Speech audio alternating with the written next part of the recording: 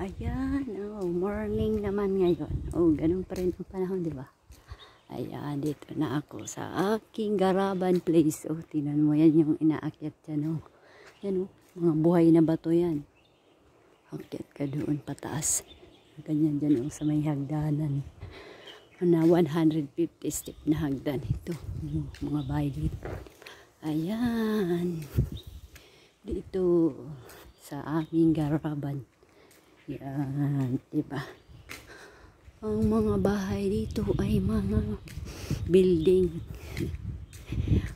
Pangmalakasan. Ayan.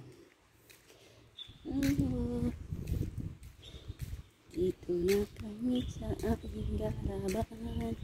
Ito ang aming paganda rito pag umaga maglakad-lakad ka. Malamig, guys.